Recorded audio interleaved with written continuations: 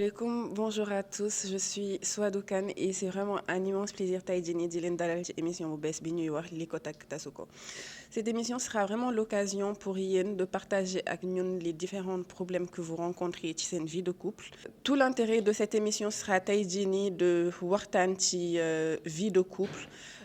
Tey jii nii on sait que ni partager sa vie avec quelqu'un doonul lu yomb donte bokku leen éducation bokku leen tamit yenn say culture mais que pour que ça puisse marcher il faut vraiment que ku nekk si yéen mën a def ay concessions donc gis nañu seeni ay différents messages ci réseaux sociaux yi et c'est en fonction de questions yi ngeen di poser ci la ñuy mën a tey jii nii grâce à Alioune Ndiaye mu mën a partager expérience am ak yéen que ngeen mën ci tirer les meilleures leçons. Alioune, bonjour à toi.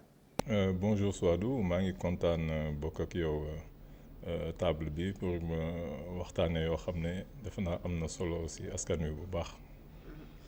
Donc sans plus tarder, je pense que mën nañu commencer ci première question bi ñu jot a am tey jii nii. C'est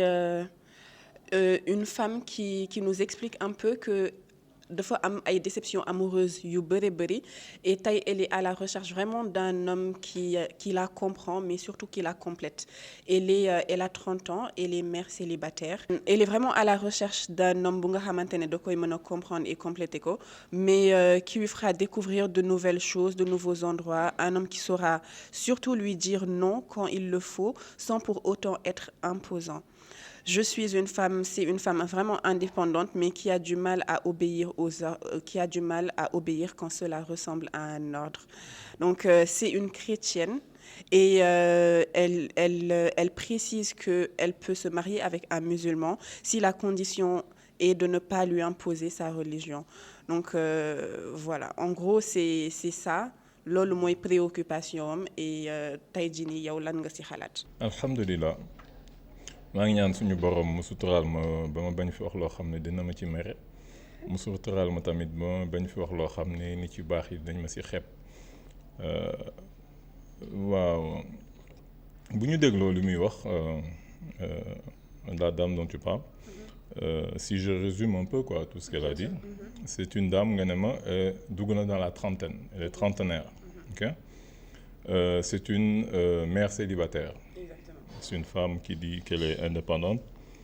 nee na mu ngi liggéey léegi dafa soxla koo xam ne jox benn fiche am quoi benn fiche am wax li nga xam ne moom la soxla si góor bu mu xam ne moom la bëgg pour que mu nekk jëkkëram mais man li ma jaaxal si wax ji yëpp mooy que moom li mu bëgg condition yi mu bëgg par exemple moom la wax par exemple ce que la personne doit lui offrir quelqu'un qui me fasse rire qui me fasse redécouvrir des endroits qui me dise non mais sans pour autant voilà des trucs comme ça quoi mais léegi moom dafa waxul li muy indi moom sur la table ok parce que bu ma tënkee tout ce qu'elle écrit parce que quand j'ai lu la question elle dit que c'est une femme elle a commencé par dire que c'est une femme banale jigéen bu la nee banal naa rek xamal ne ñaaw na en général parce que bu ñaawul daf la naan voilà tànn. mais pas forcément mën na nekk benn certaine preuve de modestie je veux dire. man de xaw ma modestie peut-être yow yaa koy c'est pas une qualité très féminine bon quoi qu'on puisse dire mais en tout cas bu la nee banal na rek xamal ne banal na ça moom banal bu kii la donc voilà donc elle a dit qu'elle était banale pas forcément belle et tout. nee na elle a 30 ans donc màgget la mu ngi jëm mag. mi ngi jëm non jigéen moom boo duggee 30 ans rek xamal ne moom fu mu toll nii viré nga. troisième bi ma dégg mooy dafa am doom. ok léegi mu bëgg yow nga ñëw fekk ko mu am doom nga ñëw bëgg doom ji ok. nee na dafa am ay frères yoo xam ne moom moo leen di gérer ok donc man dama gisul moom lan la indi loo xam ne war na mën a intéresser góor en fait. mais mbëggeel mais soutien mais peut-être moom li muy wër yëpp tamit elle est en mesure de donner ça à l'homme je veux dire elle ne peut pas être dans une position de dire je veux ça sans pour autant se dire que dinaa ko joxe. non mais c'est que ce que je veux peut-être que nit ci comprendre mooy booy ñëw ci benn relation chacun dafa war a am lu mu war a indi. Bien sûr. da nga am yow ay critères yoo xam ne ay standards. Tu vois. Tu te dis que c'est ça mes standards man lii laa bëgg si góor parce que am na fulla moom wax na li mu bëgg. mais na ma jàpp ne ñun góor yi tamit góor yi am nañu fulla quand même ñoom tam am na lu ñu bëgg. ok boo ñëwee di nga ne par exemple lii laay wër. maintenant pour que nga nekk góor nga war a comme ni muy defee ay fiches am góor itam bu ñu soxna dañuy def noonu la ñuy defee seen fiche. Moi je pense que c'est le cas de tout le monde ah ñëppay def ñëpp am standard. léegi yow nga ne da ngay ñëw fekk ku ñaaw wala ku banal d'accord am na 30 ans jëm kaw am doom. ok non mais moom qu'est-ce qu'elle amène je veux dire que elle n'a pas à avoir des standards aussi élevés. Moi je crains que je suis désolé de le dire mais bu yàgg dina fi yàgg parce que xam nga commencé na fi yàgg mais tant qu'elle ne par exemple c'est l'approche en fait qui n'est pas pour moi une bonne approche. Parce que quand tu l'entends parler comment elle a décrit la chose pour man affaire bi dafa xaw a froid ni mu ko décrire c'est assez froid. C'est une personne boo xam ne il y a pas trop de sentiments dans ce qu'elle dit et je suis pas contre ça hein. Parce que pour man trop de sentimentalisme pour man mooy rey relation yu bëri parce que les gens ils sont dans le romantisme c'est-à-dire que comme ni ngeen koy gisee ci film et loolu c'est des choses qui ne fonctionnent pas son pragmatisme moi ne me dérange pas du tout mais il faudrait que mu xam que moom ni mu pragmatiquer noonu lay daje góor boo xam ne tamit noonu la pragmatiquer te mu xam ne au rendez-vous du donner et du recevoir boobu ñuy wax moom li mu indaalewul lu bëri. mais ça on peut pas enlever léegi xam nga tey non mais non elle a tout dit non par exemple bu ma doon def ay cocher ay cases plus moins moom elle n'a que des moins je ne vois pas le plus non par exemple ban plus la am. ban plus par exemple man tey jii nii elle a pas vraiment décrit moi je comprends hein sa approche fi ngay waxee et tout mais peut-être que ni elle a un truc à rajouter mais qu'elle n'a pas vraiment écrit et que tey jii nii bu rencontrer nit ki ci la koy expliquer. non le conteneur non kii dafa joxe mailam ne pour les gens qui sont intéressés c'est-à-dire que moom comme je t'ai dit elle a été très pragmatique. waaw je suis d'accord. joxe mailam joxe ay conditions ak yow man dama la bëgg wax ne par exemple. dafa mel ni booy ut liggéey wala yu demee noonu il faut que nga wax sa profil yow lan moo war a tax kii embauché moo war la embauché. ok d'accord. c'est-à-dire que moom bu ñu koy conseiller approche am d'un côté ce pragmatisme là c'est bien mais beneen côté bi il faut que mu wax moom lan lay indi parce que moom jigéen la rek vous pensez que c'est suffisant non mais je suis désolé le fait d'être une femme c'est pas suffisant en soi. parce que yow ni nga nekkee jigéen. indi yow sa jigéene noonu ngay utee góor boo xam ne moom góor la tamit am valeur am parce que jigéen dafa am valeur am góor bu am valeur am c'est pas le fait que nga nekk jigéen rek doy na comme valeur donc moi ce que j'apporte c'est que je suis une femme. Okay. Mais parce que moom mooy ut jëkkër actuellement nii. Quoi qu'il en soit même bu dee jëkkër bi tamit mën na nekk dans la situation boo xam ne mu ngi ut jabar. mais jëkkër ji bu toogoon wala bu doon benn nu mu tuddati benn question góor la dina wax moom au moins lan lay indi moom wax na condition yu mu bëgg ci góor yëpp mais moom lépp lu mu wax ay moyens la dama banal j'ai 30 ans jëm kaw am naa doom du ma dégguma ndigal je n'obéis pas j'aime pas dégguma ndigal xam nga donc moi je vois que des moyens man gisuma dara loo xam ne dina war a tax nit xool ko ne man kii war naa ko mën a denc soxna wala war na ma intéresser donc c'est ça le problème il faudrait que par exemple si tu prends en général nga xool moom kaam mais tu généralises un peu par exemple ce qu'on peut appeler celles qui s'appellent peut-être des femmes indépendantes wala tu as des exécutives women quoi koo xam ne nga nekk jeune cadre affaire yu demee noonu nga xam ne de plus en plus na ngay am problème trouver jëkkër bi nga xam ne moom nga bëgg parce que pour une raison ou pour une autre sa carrière nga tegoon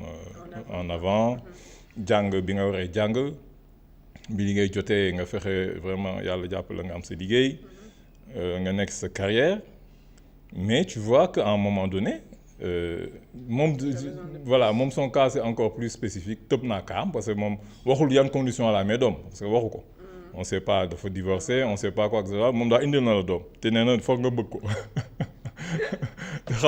te xamoo doom ji nu mel da la koy bëggloo par force benn garçon ok même boo dindee cas boobu nga xam ne xëy na am na doom même bi dee koo xam ne xëy na amul doom mais je veux dire que il faut que jigéen ñi comprendre que plus ngay jëm mag ak koo mënti doon plus sa valeur di wàññeeku jigéen boo mënti doon plus ngay jëm mag plus sa valeur di wàññeeku bi ngay nekk ci sa digg ndënd taloo woon sëy xëj na yaa ngi jàng parce que jigéen bi muy toll ci digg ndënd mooy bu nekkee à la vingtaine début vingtaine jëm fin vingtaine ah c'est tout ah waaw 28 ans yi 28 ans yi ñu naan 28 ans yi boo koy dugg di ko passé gis nga sa valeur ñu commencé di wàññeeku ak doole boo duggee trentaine moom waxi noppi donc instant boobu il faut que ñoom ñu xam parce que dafa am loo xam ne en général jigéen ñi ñoom ñoo ko bokk comme ay critères mooy que autant les hommes jigéen loolu ngeen di bañ a dégg autant les hommes naturellement ils sont polygames autant les femmes elles sont hypergames loolu nañu hypergame xam mooy lan l'hypergamie mooy que jigéen du tànn góor bu ko gën a suufee sur le plan social wala sur le plan boo mënti teg plan boo mënti teg du seet ku ko féete suuf toujours ku ko féete kaw lay xool mais pas forcément hein. En tout cas en règle générale les femmes elles sont hypergames boo gisee jigéen boo xam ne moom day seet ku gën a kii nga won ma ko man en tout cas d'après sama expérience bu ndaw gisuma ko wala bëriwul elles sont hypergames et si biir hypergamie boobu elles ont toujours le choix jigéen boo gis muy dem lu mu ñaaw lu mu ñàkk solo 10 góor wër ñu ngi ko wër wala plus donc amul jigéen buy dem boo xam ne amul 10 góor yoo xam ne ñu ngi koy wër ñoo xam ne dans son entourage wër nañ ko di ko bëgg moom toujours elle est dans l'optique de choisir kan moo ma si gënal te buy choisir ki ko féete kaw toujours les choisir. mais c'est ce que je te dis c'est pas forcément koo xamante ne ku ko féete kaw la tey jii nii kon booy wax da ngay naan bu ma comprendre un peu ce que tu veux dire c'est que tey jii nii les femmes comme les gens le disent en général que elles sont matérialistes su fekkee ni que elles cherchent quelqu'un boo xamante ne moo leen féete kaw dans un plan financier dans un plan social tey jii nii fan la ñu teg le plan je sais pas man jullitee koo xamante ne yërëm na la koo xamante ne bëgg na la fan ngay teg loolu noonu yëpp. mais loolu xam nga lépp critère dafa am ay nu mu tuddati des priorités dafa am loo xam ne c'est rédhibitoire c'est éliminatoire critère da ngay teg critère bu jàllee boobu nga soog a seet leneen balaa ngay seet ndax jullite na balaa nga seet ndax bëgg na déjà dafa am critère physique jigéen am na nooy taxawee ci kanamam rek déjà du la xool. tu vois am nañ lu ñuy bëgg ci nit. loolu jigéen ak góor. waaw jigéen ak góor nit déjà bu taxawee am na loo xam ne moom ngay xool parce que moom ngay gis déjà am na côté physique boo xam ne peut-être neex na la wala neexu la déjà loolu balaa nga xool waaye nu mu mel julli sa am na yoo xam ne voilà quoi. li Laura di wax naan moins de 1m90 du ko xool am na ñoo xam ne am na déjà am na nooy toll ñu duñ la xool donc déjà si ay critères am na nu mu lay gisee wala am na fu mu lay fekk wala am na condition boo xam ne jéemu fa seet ndax julli nit nga yow tu ne rentres pas dans ces cases déjà le fait que par exemple nga ne ma mën nga gis koo xam ne dafa nekk koo xam ne promotionnaire am la ñoo bokk di jàng affaire yooyu waa ji bu mënul jàng du ko bëgg bu nekkee nulaar jigéen du nekk classe ak benn nulaar mu ne day nekk ak moom non il faut que mu am lu mu la admirer il faut que mu am loo ko sutee. ok là je suis d'accord. non mais non quel que soit même si c'est social si c'est plus tu es plus intelligent tu es plus il faut que mu am loo xam ne ëppale nga ko. sinon en règle générale c'est comme ça sinon ça n'a pas de sens. ok d'accord. jigéen du nekk koo xam ne mais ëppaloo ko dara. d'accord. donc cette hypergamie là da ngay xam ne du deñ et plus ngay màgg plus ngay gën di jàpp ne yow sur le plan social sur le plan financier yaa ngi dem di gën a yokku ok yaa ngi gën a am expérience yaa ngi gën a am connaissance donc toujours yaa ngi seet koo xam ne moo la sut instant bi nga xam ne dem nga ma am 30 ans nekk koo xam ne yaa ngi am sa sur le plan financier yaa ngi tedd alhamdulilah yaa ngi seet ku mel ni yow déjà am ku mag la parce que en général tam du ñu seet koo xam ne ñoom ñoo leen mag c'est rare am na jigéen peut-être mën nañu nekk koo xam ne ñoom ñoo ko mag mais du bëriwul. Mais encore une fois, dans ce cadre de figure, moi je me dis, c'est parce que peut-être elles n'ont pas le choix. Tey jii nii mën nga rencontrer koo xamante ne yaa ko mag mais société bi du leen bàyyi famille wam du la bàyyi nga nekk ak moom. bu ñu defee loolu on entre dans les exceptions xam nga on ne raisonne pas par nu mu tuuti avec des exceptions on raisonne en règle générale c'est-à-dire qu'on voit ce qui est le plus courant. En règle générale jigéen du nekk ak koo xam ne moo ko mag jigéen du nekk ak góor bu mu mag moom en règle générale ça c'est un fait mën nga ma génneel exception am na mais en règle générale jigéen du nekk ak koo xam ne moom moo ko mag donc plus ngay mag yow plus ngay xool koo xam ne moo la mag te yow déjà dugg nga 30 ok plus ngay am nu mu tuddati ay ressources plus ngay seet propre ressources déjà yaa ngi wàññi góor yu bëri.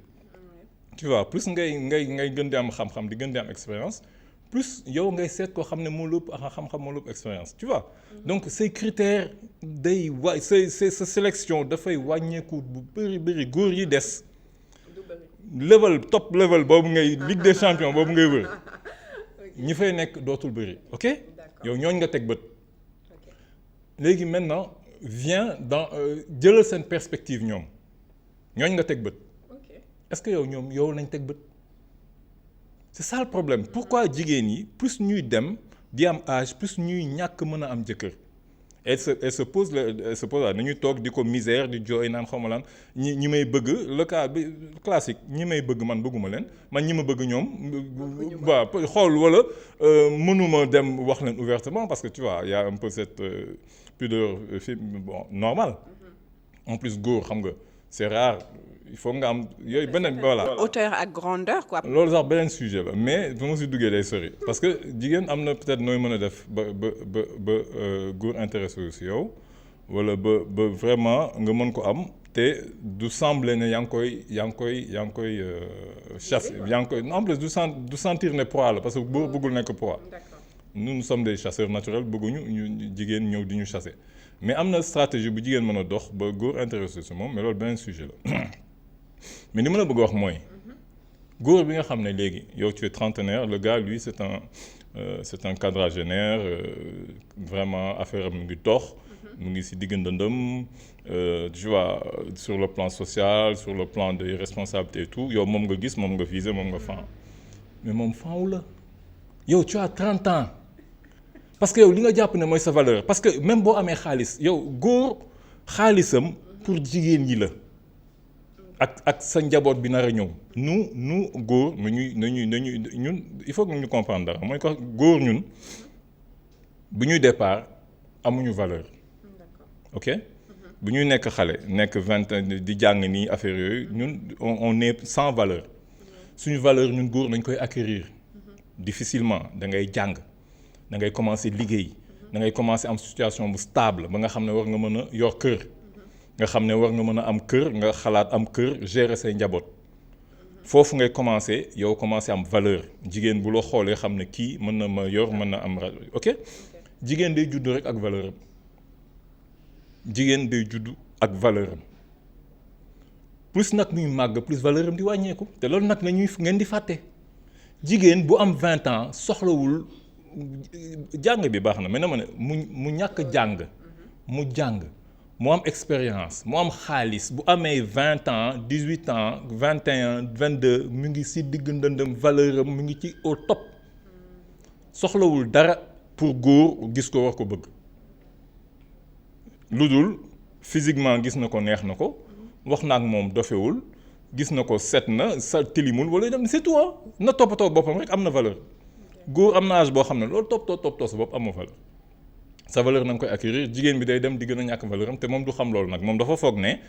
valeur am mu ngi si dem jàngi dem yor situation am ok loolu da koy teg ba pare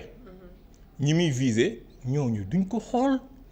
parce que valeur am wàññeeku na mi ngi 30 ans jëm kaw mi ngi jëm mag bu dee xaalisam la indi xaalis bi góor bi du ko gis xam lu tax parce que xaalis bi du pour moom jigéen day ut xaalis pour bañ a soxla góor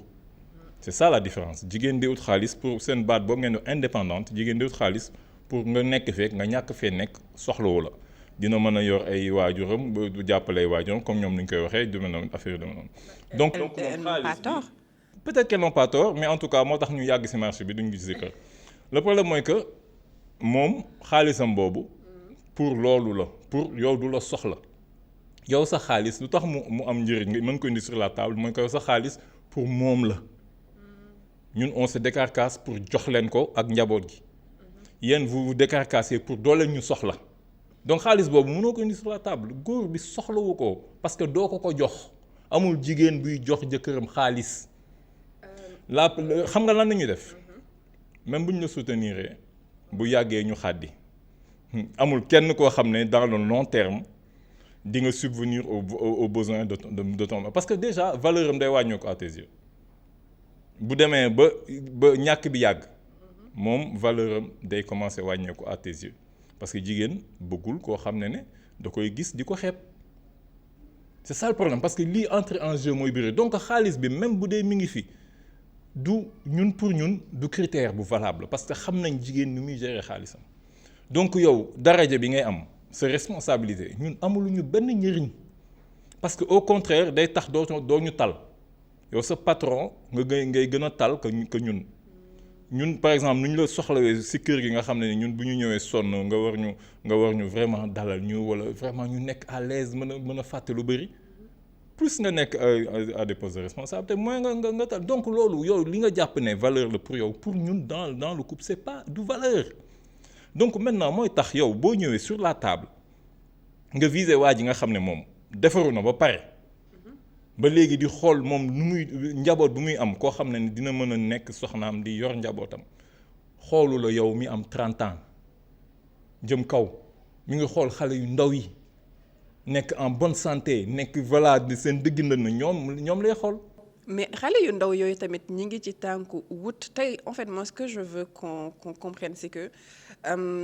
dëkk bi metti na. Et que c'est devenu très compliqué pour un homme d'assumer toutes les responsabilités. Et donc, tey jii nii une femme, yow nee nga léegi nii, elle devient un soutien certes, mais que ce n'est pas sur le long terme. Mais man gisuma loolu en fait. Moi, je me dis jigéen bu la bëggee da lay soutenir jusqu'à la fin. Non, xam nga. que ce soit toppatoo la yow toppatoo sa famille. Aujourd'hui, les gens ils parlent beaucoup de pas d'indépendance sax mais d'égalité entre vie sociale, vie professionnelle et vie personnelle, tu vois un peu. Donc tey jii nii je me dis yàlla moo ñu teg responsabilité boobu noonu et attan nañ ko en fait. Donc pour mën a tey nekk des femmes indépendantes au travail et pouvoir non seulement prendre soin de notre famille, de nos enfants et de notre mari. Non, li ngay wax nii moom vraiment c'est beau hein, c'est bien, c'est du sophisme quoi li ngay wax sophisme li ngay wax nii moom ay c'est des vœux pieux quoi man xam nga dama bëgg ñu nekk dans le concret xam nga ñëw taxaw ne oui ouais il faudrait yooyu ay c'est moi on parle du concret. boo gisee situation yu mel noonu tu me le montres jigéen boo xam ne dans le long terme jëkkër bi ñàkk na liggéeyam pendant 2 ans 3 ans 4 ans 5 ans moom mu continuer di yor kër bu amee tamit ba ma ko indilee moom ça sera exceptionnel loolu du am parce que la première cause de divorce dans le monde entier la première cause de divorce c'est l'argent non loolu c'est des statistiques loolu kay ça de loin après histoire peut-être après de sexualité yooyu mooy ñëw en deuxième position mais la première cause de divorce c'est l'argent donc jigéen boo leen nekkee ñun amuñu problème boobu ñun nañuy juddu rek on a été formaté pour jël suñu xaalis di ko jox jigéen yi ak suñu njaboot ñun loolu ça ne nous pose aucun problème amul benn góor bu am problème ak loolu parce que looloo normal loolu moo naturel léegi nag yow li ngay wax ni da nga bëgg mu contre nature jigéen ñi même bu ñuy ooyee benn égalité benn kii ñun li ma neex si africaine yi mooy que seen féminisme loolu bokku ci ah loolu dañ la koy teel a wax ñoom seen féminisme ak seen parité ay tegal ma teg yooyu ay man de boo ma génnelee couple yoo xam ne dañuy facture dañuy ñëw ñu séddoo ko 50-50 ah bu amee tamit de il faut que tu me le montres il y en a pas beaucoup jigéen ñi daal xam naa ne léegi-léegi ñu dugal seen touche. mais ba tey mais loolu jarul xeeb mais loolu jarul xeeb non seulement xeebuñu mais ñun nañ ko sollicité wul sax faf amul góor man bi en tout cas en général peut-être que maintenant on dit que waaw ça change affaire de monde xale góor yi léegi nañu matérialiste c'est peut-être vrai mais en règle générale góor moom du par exemple buy def plan de vie ay xaalisu jabaram dugg ci biir këram moom bokku ci loolu moom vraiment ñàkk pexe lay doon wala jigéen gi def ko vraiment de bon cœur loo xam ne doog ko laaj te yow nga xam ne saa yu ko neexee bàyyi ko parce que mën na la mere bàyyi ko voilà tu vois lu muy dugal ci kër gi bu la mere doon ko dugal donc yow bu ko sóoraalee ku góor ki lii jigéen bi dugal ci kër gi bu ko prendre en compte parce que bu lay mere di ko bàyyi bu doon nag lu loo xam ne dafa nekk lu am solo ci biir kër gi donc da ngeen di am problème donc ñun je veux te dire que ñun loolu ça ne pose pas problème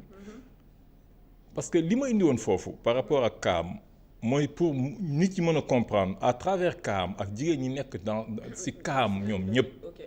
d'accord. à un moment donné liñ naan nu mu tuuti affaire bi ndox bi tuur na xaw ma an moo ci des loolu deme noonu yow c'est déjà passé tu es trentenaire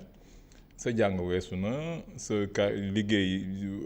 assuré nga côté boobu yaa ngi liggéey fenn sa kii na donc sa solution parce que léegi sa valeur wàññeeku na kenn mënatu si dara mënatoo fexe ba mu yokk d'accord.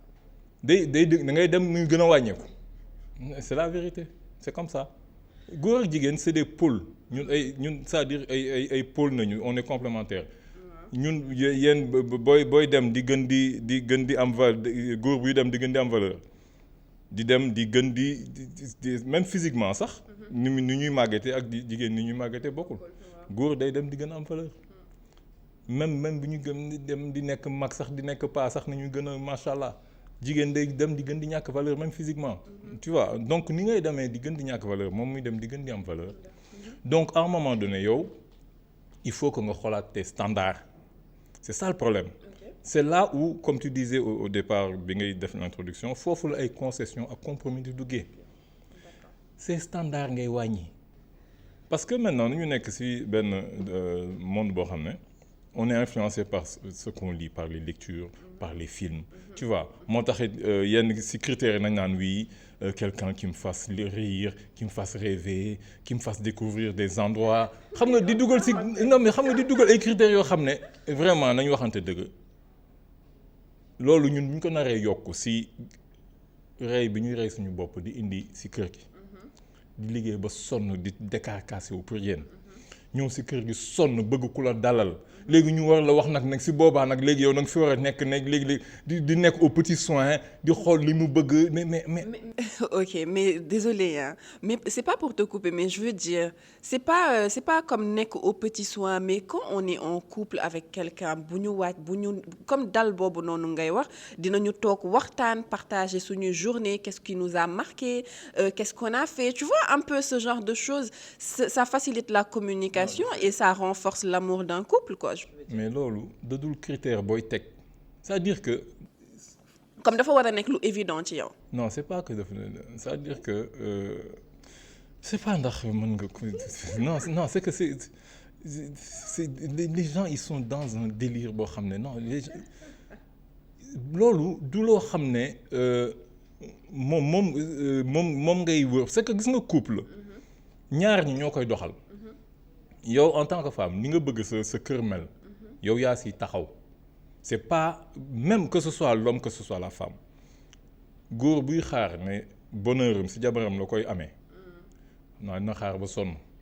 non dëgg la bu dee jigéen tam day xaar ne moom bonheuram si jëkkëram la koy amee dina xaar ba sonn nit ku nekk sa bonheur yaa koy construire sa bopp te en matière de couple li ngay joxe tout ce que tu sais moom ngay amaat moom ngay cueillir parce que le problème mooy que li mu bëgg noonu moom moo koy suuxat mais c'est l'état d'esprit laa lay waxee gis nga état d'esprit bi mu ñëwee parce que l'avantage avec moom mooy que moom dafa sincère am na ñoo xam ne ñu ngi réfléchir comme moom mais sañ ñu ko teg moom ni mu ko tegee de manière froide et pragmatique et c'est ça qui est intéressant moom si boobu non c'est vrai am ñeneen ñëpp ñu ngi koy xalaat de mais duñ ko waxee noonu ni ñoo xaw a kii affaire bi mais dans leur tête voilà mais dans leur tête noonu nañ ko bëggee. Cette façon de voir les choses ñoo génn say critères ne góor bi dafa war a mel nii dafa mel ni te yow indiwoo dara sur la table moom moom c'est indiwoo dara yow yi nga indi yëpp ay c'est des moyens c'est des choses yoo xam ne nous on n'en veut pas. On ne veut pas de quelqu'un de banal, on ne veut pas de quelqu'un de vieille, on ne veut pas de quelqu'un indaale doomam boo xam ne xamuñu lan la tu vois ñëw na la bëgg ko par force koo xam ne nee nga yow say famille yow yaa indi kii ba pare déggoo ndigal lu ñu la wax nag fi nar a werante bu suba. Non dafa ne ni que elle ne veut pas que mu ressemble à un ordre parce que bu niroo ko ordre. Mais ku lay wax loolu rek déjà non xam nga tamit c'est des euphémismes. Gis nga góor da ngay c'est valable comme góor comme jigéen mais man en tant que góor li may xelal góor ñi da ngay comprendre nit li mu lay wax.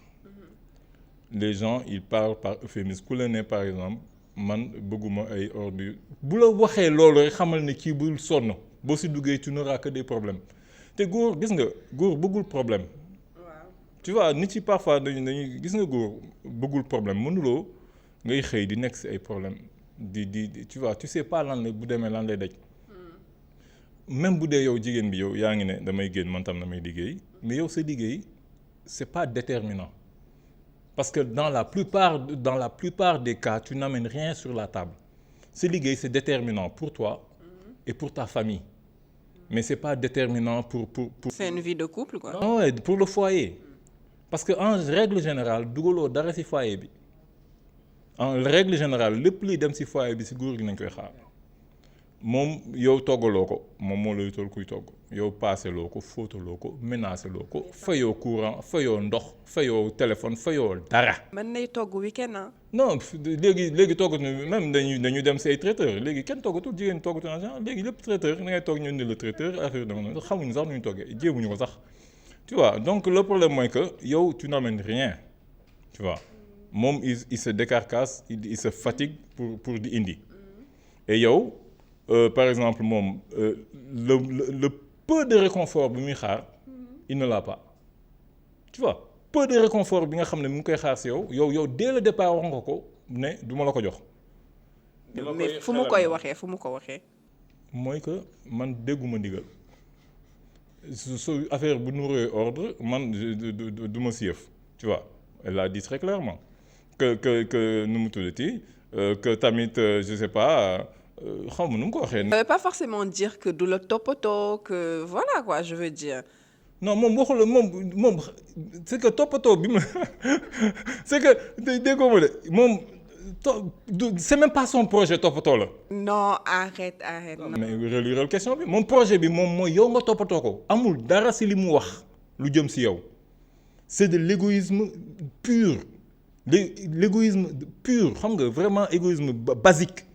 amul dara lu mu wax lu jëm ci góor bi non wax ma lan la wax lu jëm ci ku góor bi. xam nga moom laa la doon wax au début ma ne la peut-être que ni tey su nit ki répondre à. non ban góor mooy répondre ci lii kii dina ko fi poster pendant 100 ans góor xanaa góor bu bëggul dara rek non je veux dire xanaa góor non moom góor bi war a ñëw pour lii sax moom du ko bëgg moom parce que day nekk koo xam ne man gisuma sax ban façon góor parce que góor tamit jàmm la bëgg góor boo gis tamit ci kër nga koy fekk ah même bu dee mi ngi xoosu tamit bu demee fii du mu xoos bu ñëwee fii day gën a dee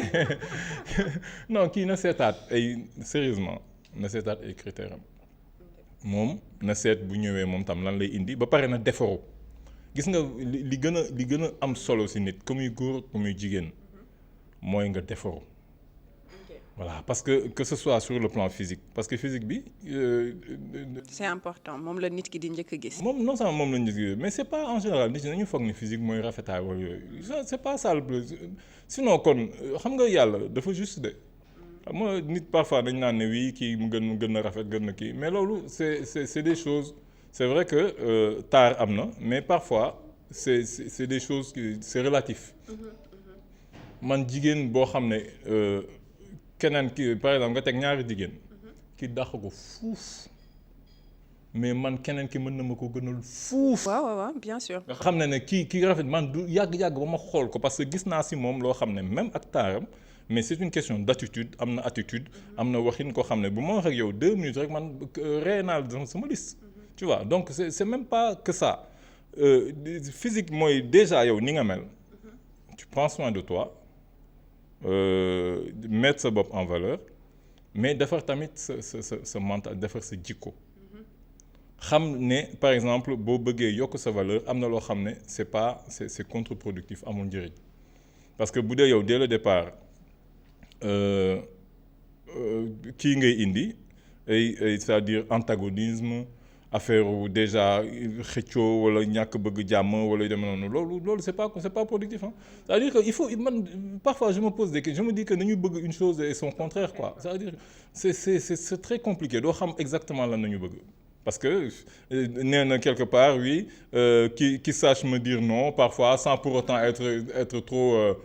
imposant ça veut dire que mooy que une chose et son contraire. Mais tout réside dans les mots. Voilà loolu nekkal à la fois guerrier mais nekk yambar nekkal à la fois kii ça veut dire que dañuy bëgg une chose et son contraire non ça góor daal góor la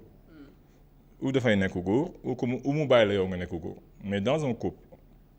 deux góor dans un couple ça ne marchera jamais deux femmes dans un couple ça ne marchera jamais. Il faut que mu am ku nekk góor am ku nekk jigéen léegi nag nañuy choisir ndax ku góor ki mooy nekk góor wala ku jigéen ki mooy nekk jigéen man gis naa couple yoo xam ne ku jigéen ki mooy góor mais moom parce que ku góor ki dafa nangu moom ku jigéen ki dirige et ça marche hein. Bien sûr. Ça peut marcher xëy na ñeneen ñi ñoo koy gisee ne naan kii mais ku couple boobu mën na yàgg bu dee ku jigéen ki vraiment moom nekk góor elle se plaît dans ça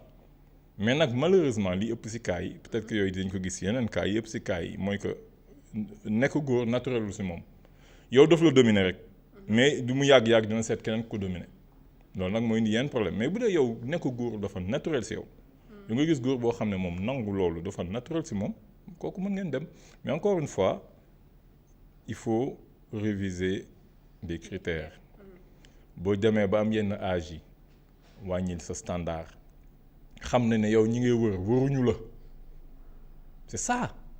Non je te le jure gis nga ñi gën a lu tax par exemple cadre yi wala yooyu ñu naan waaw góor yi nañu ragal ji amul benn góor bu ragal jigéen bu am xaalis ça n'existe pas góor moo ragalul jigéen ci côté boobu xam nga lan nañu ragal ci jigéen seen làmmiñ seen affaire yooyu ak seen bëgg ay c'est tout de góor jàmm la mais par exemple gis la nga nekk kilifa ñu ne waaw bëgguñu ko nekk kilifa wala bëgguñu ku am xaalis wala c'est pas ça du tout da nga par exemple yow di nga jàppee avantage ñun nekkul suñu avantage daf ñu amalul njëriñ c'est ça le problème quand on regarde comment par exemple notre projet de vie notre projet de couple notre projet de foyer yow critère bi nga indaale ñun arrangé wuñu parce que yow par exemple bu ma bëggee ku ma yaral sama doom yow doo fi nekk mu gisee koo xam ne bu ma ñëwee vraiment mu dalal ma mën su coono yu metti yi ma vraiment ma mën a nekkaat nit bu ma ñëwee du ma ko am si yow donc yow li ngay jàpp comme ay avantages pour man c'est pas des avantages donc boo nekkee ba am benn âge xoolaatal ces critères wàccal ñi nga xam ne topp ñi nga teg sa bët bàyyil ñooñu seetal ñeneen ñi nga xam ne ñoom dinañ mën a def ay compromis ils n'ont peut-être pas un niveau yow bi nga bëgg nekkuñu au top voilà si yenn nekk ay DG wala nekk top si yenn liggéey wala am xaalis boo xam ne deme na noonu seetal koo xam ne peut-être tolloo ngeen wala sax yow yaa ko pële c'est tout loolu boo ko réviser xoolaat ces critères xool yow tamit ni nga xam ne noonu ngay mën a doxaleeg moom loo xam ne di nga ko mën a accepter di nga mën a am vie bi nga bëgg a am mais parce que affaire yi il faut pas par exemple di am ay genre je sais pas je dirais même pas des rêves mais ay genre je sais pas objectifs yoo xam ne.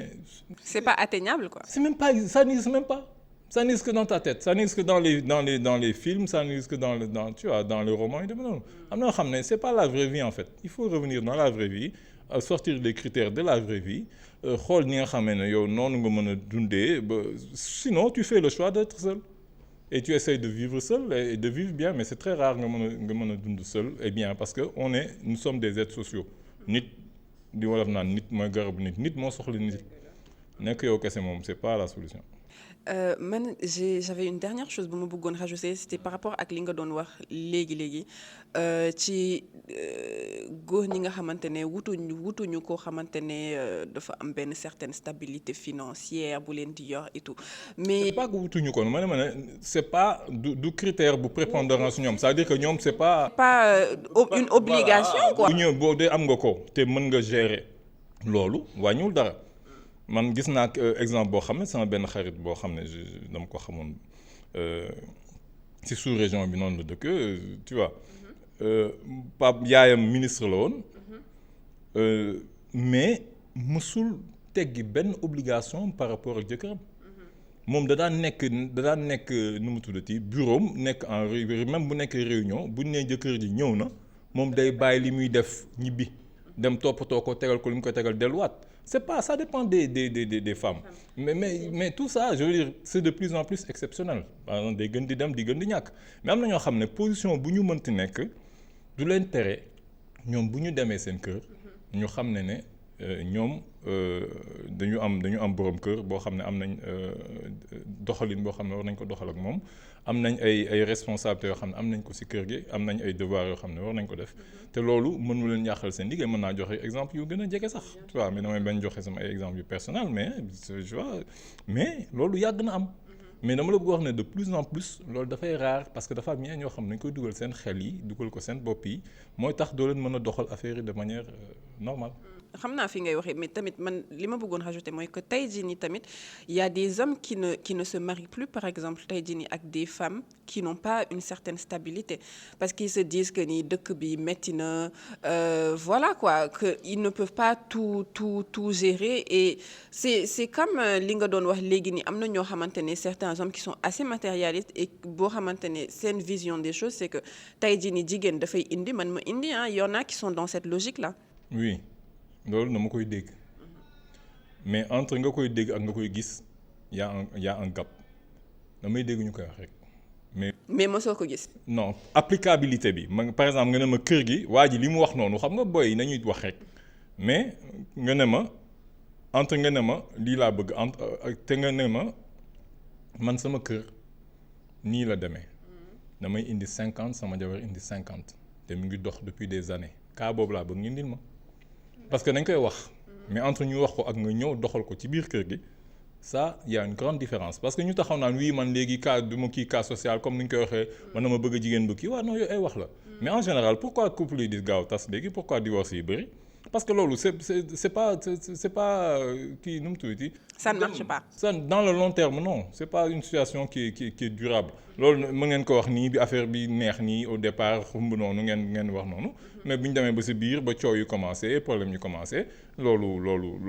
en général da jëmul kër bu dee loolu moom mooy sa projet yow de vie de couple nga ne man loolu laay ut jigéen bi indi may indi xamal na yow sa vie de couple narul yàgg et malheureusement c'est la situation qu'on voit couple yu bëri bu si defee 1 an bu amee 1 an léegi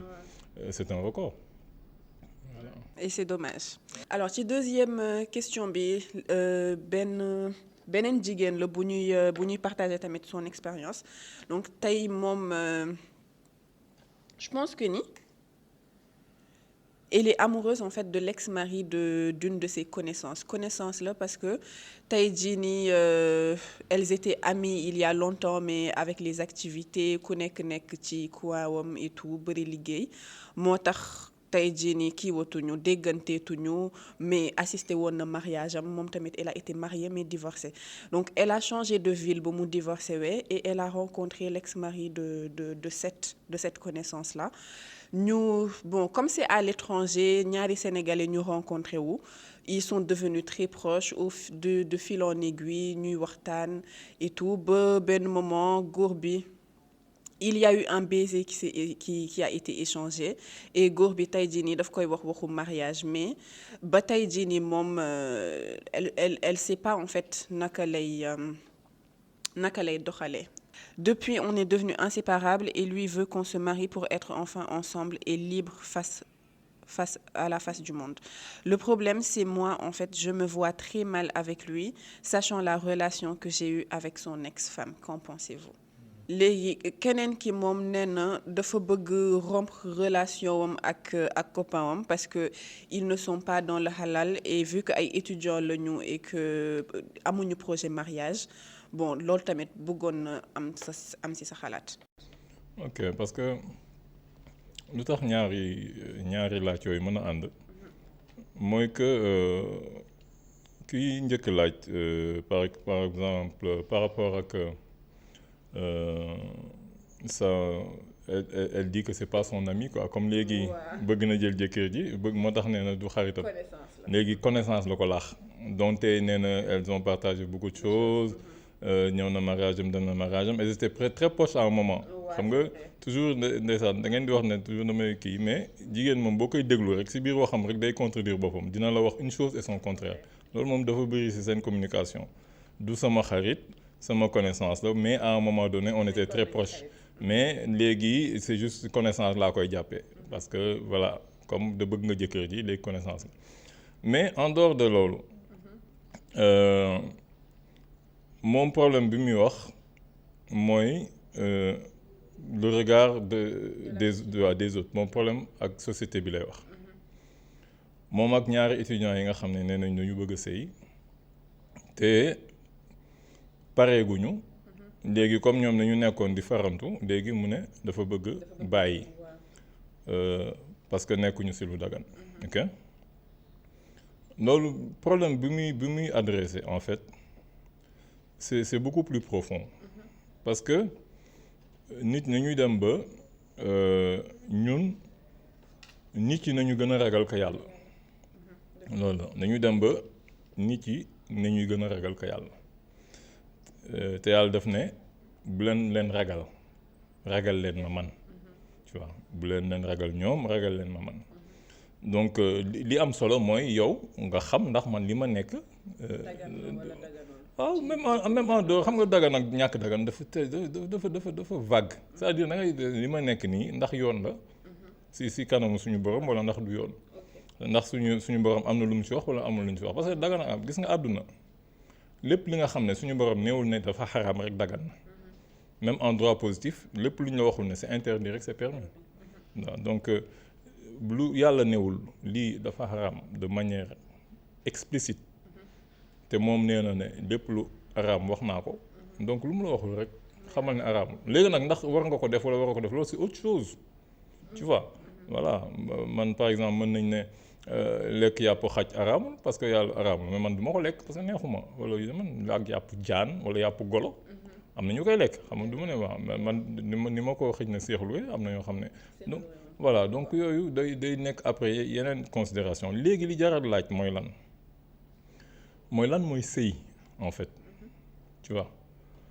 yow nekk ngeen ci benn relation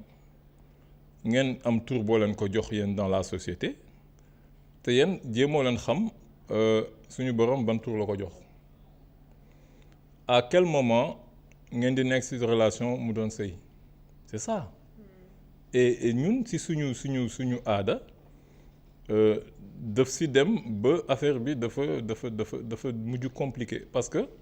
nañ ci rax loo xam ne dañuy wax ne diine la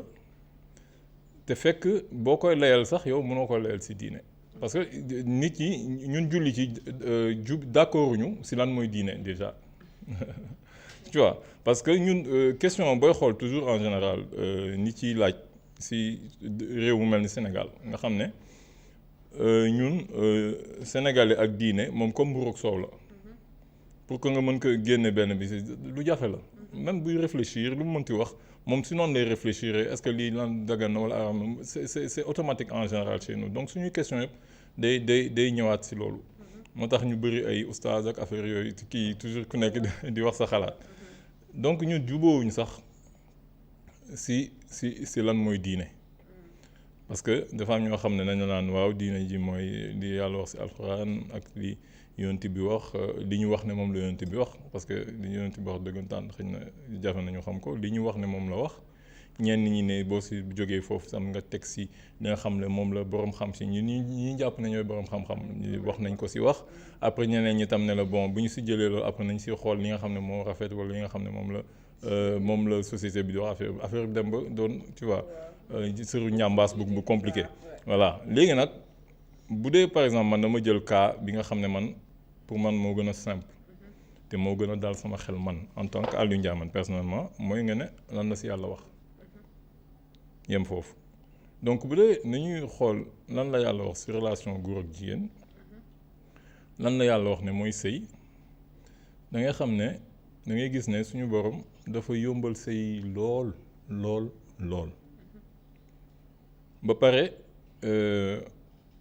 taxalikoo mu xaw ci teg ay critères yoo xam ne voilà ay yoon mu teg ci yoon boo xam ne processus la. sëy moom teew mi teew la taxalikoo processus la donc li nga xam ne teew mi teew la day gaaw processus mais teew mi teew bi nag dafa am ay ay conditions préalables loolu rek la sëy dafa am ay conditions préalables yoo xam ne foog nga remplir ko mën a teg sëy bi teew mi teew nii fi ñu toog nii mën nañ def sëy teew mi teew mais dafa am condition préalable condition préalable bi mooy dafa lay wax ñi nga xam ne mënoo sëy ak ñoom dès le départ ne mënoo sëy ak sa yaay mënoo sëy ak sa tante mënoo sëy ak sa sœur mënoo sëy ak sa jarbaat tu vois mënoo sëy ak koo xam ne sa papa sëy na ak moom mënoo denc ñaari sœur yoo xam ne en même temps tu vois condition yooyu yëpp la lay tegal condition yu bëri léegi yooyu condition yooyu ñii bu ñu xasee génn mën nga sëy ak ku la neex beneen condition bi muy indi mooy ki nga xam ne bokkul si kon ñii mu la tere ñëpp nekk na koo xam ne bokk na si ñi nga mën a denc beneen condition bi muy indi mooy que personne boobu est-ce que nekk na si buum wala parce que day ñëwaat si condition bu njëkk bi mooy que nee na la amul jëkkër mais léegi beneen condition bi mooy que jigéen boo xam ne taxali ko na balaa yow muy mën a amaat benn jëkkër foog mu jàpp li ñuy wax idda dafa am viduité boo xam ne ñetti weer lay nekk wala ñetti baax yooyu bu dee kuy gis baax la donc ki nga gis instant bi nga koy gis foog nga xam ndax nekk na ci conditions yi nga ko mën a dencee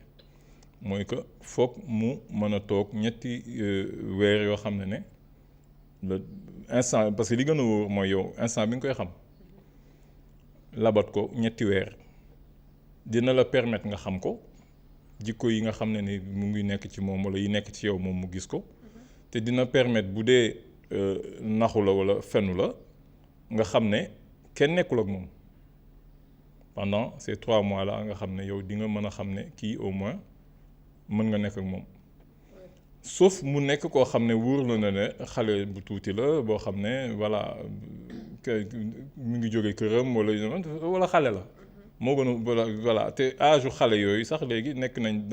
dans une société boo xam ne ak benn jamono boo xam ne dans une période boo xam ne xale yi bu ñu tolloo ci sëy sëyituñu parce que âge bi ngay toll war a mën a sëy boo ko waxee léegi ni ci jàpp seen gémmiñ ñi ne la dafa teel parce que jigéen boo xasee amee 14 ans 15 ans rek war na mën a sëy mais léegi boo ko waxee nee naa ci lii gën a fi génn fi donc âge bi ñu naan toll nga war a sëy fekk na nekk nga mère te boo xasee nekk mag moom nekk mère moom jaratul wóolu jigéen moom bu ñëwee rek am yenn âge yi boo koy labat jàppal ko idda mu wax la dëgg ak mu wax la ñàkk wax dëgg ak xaw ma kenn ak mosuma yow bu ko gëm parce que nit moom lu ko neex mooy non dëgg la gémmiñ moom lu ko neex lay wax lu la neex nit mën na ko wax yow waaye itam yow lu la neex nga gëm nit moom bu xasee nekk mag te léegi jigéen ñi ay magum jëmm nañuy nekk war nga ñëw war la na labat nekkal ak ñoom 3 mois yoo xam ne na la wóor ne yow nañ nekkal parce que jigéen warul tegale ñaari góor te matul 3 mois seen diggante sol loolu critère la boo xam ne yàlla moo ko tëral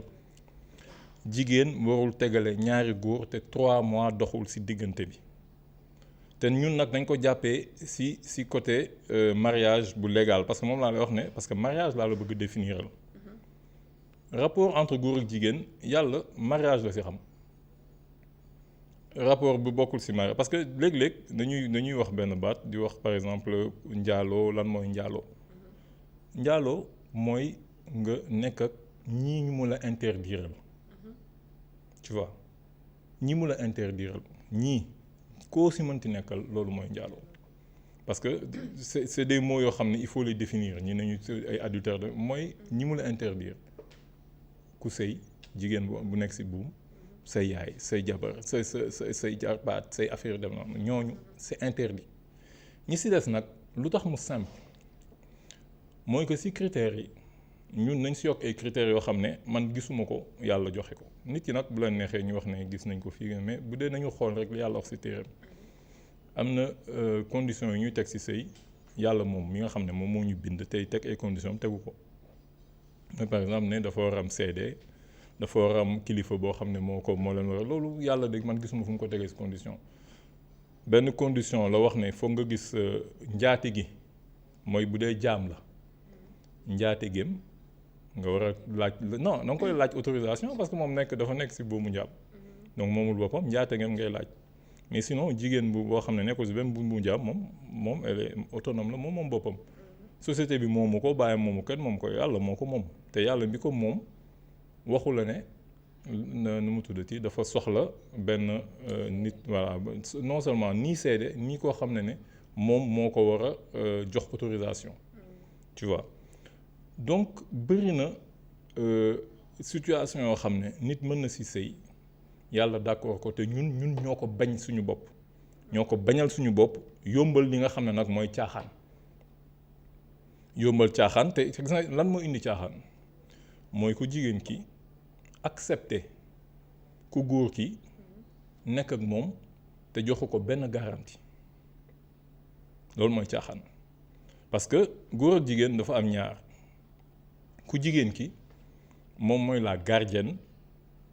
des rapports sexuels c'est-à-dire que entre góor ak jigéen bi mooy gardienne bi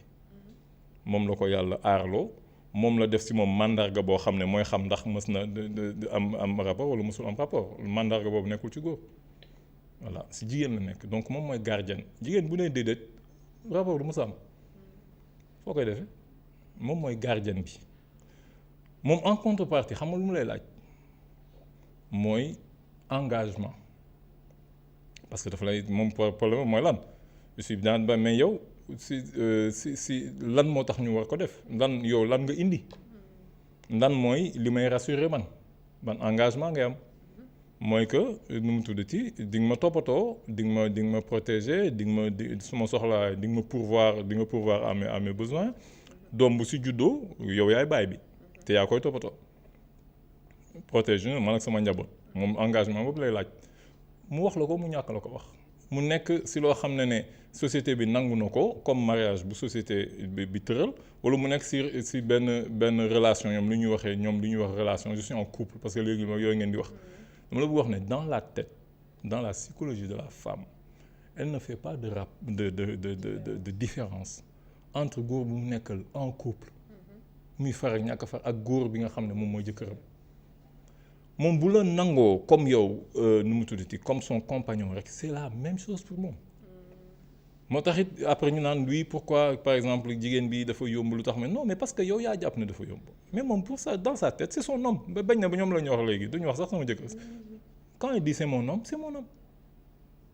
parce que yow xëy na wan nga ko engagement boo xam ne jaral na ko mu wóolu la que yow di nga ko protéger di nga pourvoir à ses besoins ak ba pare di nga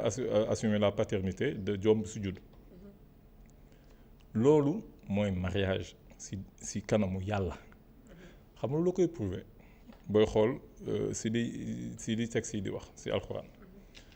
mooy que alxuraan dina wax parce que gis nga yàlla pour te dire ni mu yombalee sëy fase mu def ko processus booy xool fase la jàngale am na saar bu tudd fase booy xool sourate la vache am na si ay yu bëri yoo xam ne si fase lay wax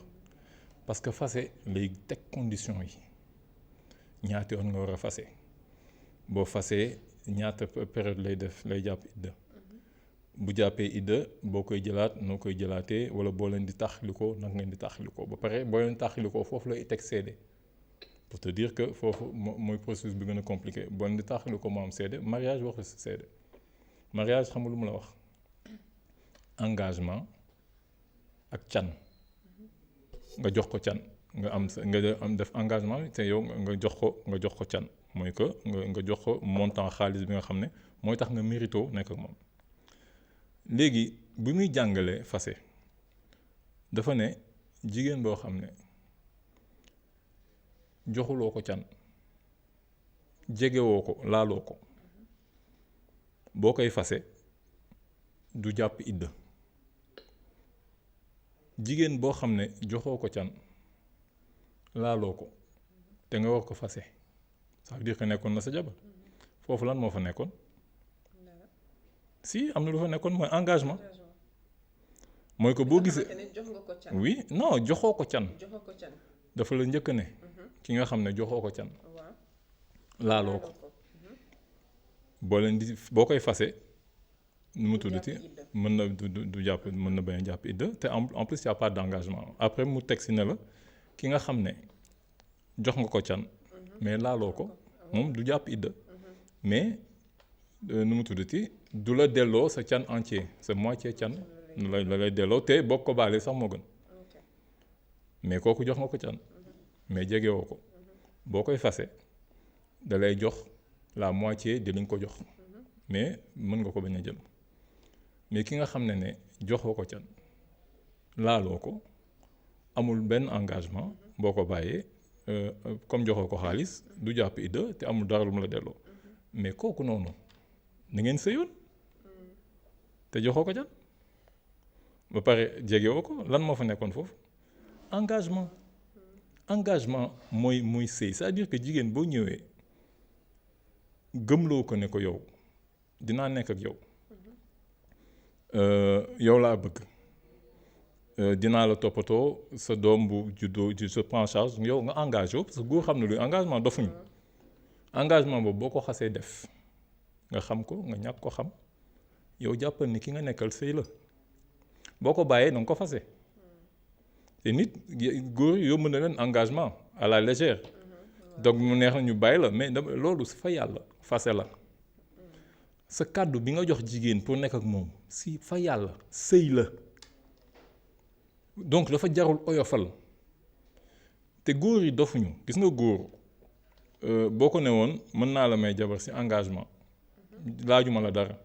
gis nga bu parewul bu dee caaxaan na ko yàgg moo ko tax a jóg du accepter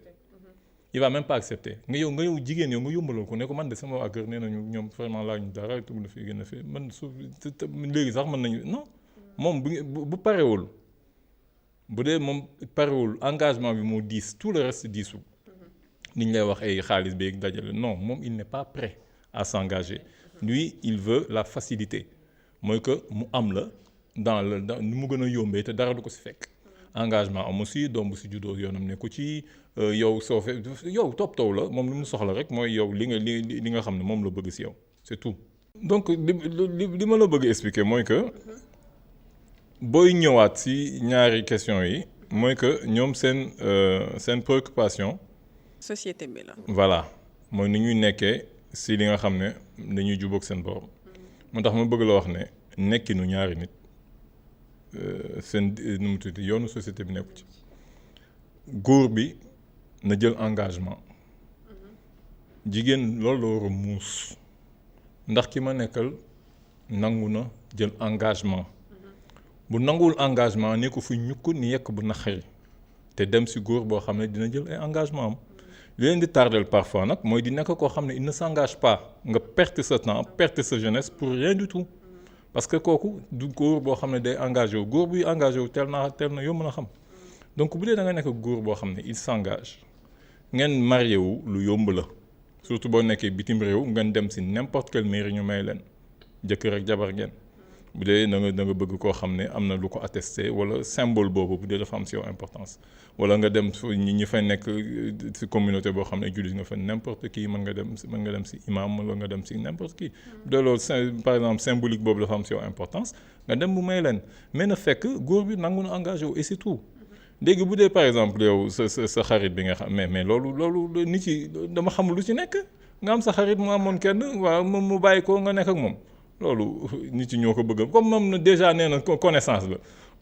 du xarit ak kii kay moom wax na wax ji donc le fait que connaissance la parce que moom bokkaam la waxul waa ji voilà donc moom dafa tënk affaire bi foofu mais est-ce que waa ji tamit pare na donc parce que góor itam nañu bëgg lu yomb. mais si wax na ko ci fin bi nee na góor bi pare na pour takk ko. waaw mais moom moo pare. waaw kon moom xamul naka lay doxalee. waaw kon moom na nu mu tudd waaw na en plus de moom nangu na ba pare sax parce que kii li muy wax nii ñu ngi ci relation. voilà donc le problème mooy na xam ne sa digganteeg sa borom moo am solo nit da ngay ragal sa borom bañ a ragal nit ñi. Même chose ak ñi nga xam ne nee nañu étudiant lañu nañu bàyyi lu xaraam dem si loolu yow da fekk nga xam lan moo araam ak lan moo araamul c'est ça le problème c'est-à-dire que yow da ngay jàpp ne yow xëj na yaa ngi si loo xam dafa araam fekk yow nekkoo si lu araam le problème encore une fois étudiant yooyu lan mooy problème bi mooy waa ji parce que ndaw si waxul waa ji parce que moom nee na moom mu ngi bëgg a bàyyi relation bi parce que moom moo jël décision ne day bàyyi parce que waa ji moom mu ngi si lu ko neex waa ji moom yaa ngi ko koy yombalal toi tu es la gardienne de ce qui est des rapports yow yaay la gardienne te yow garde boobu defatoo ko moom il est le gardien de l'engagement te engagement bi joxuloo ko yow quoi qu'il en soit tu perds sur tous les tableaux yow tu lui facilites la tâche c'est-à-dire que yow li nga garder moom mu jël ko te moom li mu garder joxuloo ko jigéen moo war am fulla boobu li góor bi garder bu loo ko joxul yow li nga garder bu ko jox c'est tout parce que kii quoi qu'il en soit c'est une relation boo xam ne mu ngi laaj moom nar na ci génn parce que elle a fait une prise de conscience mais li nga xam ne moo doon tax sëy am c'est l'engagement de l'homme loolu boo ko amee rek nga xam ne mu ngi ci sëy mais engagement am boobu boo ko amul mais nekkoo ci dara koo xam ne dafa lay fooyee loolu rek la donc pour man daal loolu moo ci gën a am importance jigéen ñi nañu yeewu xam ne waroo nekk góor boo xam ne jëlul engagement pour li nga xam ne moo war ci yow mu koy def ci kanamu yàlla d'abord balaa ñuy wax li nga xam ne mooy société bi nit ki da ngay am engagement mais imaginez ngeen nekkoon ay naufragé ci benn île boo xam ne kenn nekku fa boo nekkee naufragé ngeen nekk ñaar ci benn île boo xam ne kenn nekku fa ngeen nekk ay survivants comme ni nga koy gisee ci yenn série yi boo leen waroon sëy kan ngeen di wax engagement rek waa ji bu nangul engagement ba nga xam ne yow mën nga fa ëmb moom mu dem ñukk na dem di doxi yeneen du la toppatoo bàyyi la fa nga nekk sa coono doom bi du ñëwee non engagement bi la yàlla seet engagement wu protéger la engagement wu toppatoo la di dem di nappi indi di la jox wala di dem di rëbbi di la jox di toppatoo la doom bi bu jógee tamit bu fi nekkee mu toppatoo loolu engagement boobu la yàlla bëgg ci góor jigéen góor boo xam ne parewul pour loolu bu ko jox c'est tout léegi nu mu tuddati ki nga xam ne tamit moom mi ngi naan ne lan la ci société bi wax encore une fois nañuy ragal yàlla te bañ a ragal nit ñi loolu def naa mooy li am solo. Merci Alioune et merci à nos téléspectateurs. C'est vraiment maître mot, je pense, fin émission bi ce sera de retenir que ni engagement mooy lii di doxal relation venant des hommes donc xale jigéen ñi nañu ci gën a bàyyi xel nekk ak ñu nga xamante ne engagé woon nañ ci seeni ay relations et que ku nekk bañ a perte temps am donc merci à vous et on se retrouve dans un prochain épisode de Likatak Tasuko. Merci.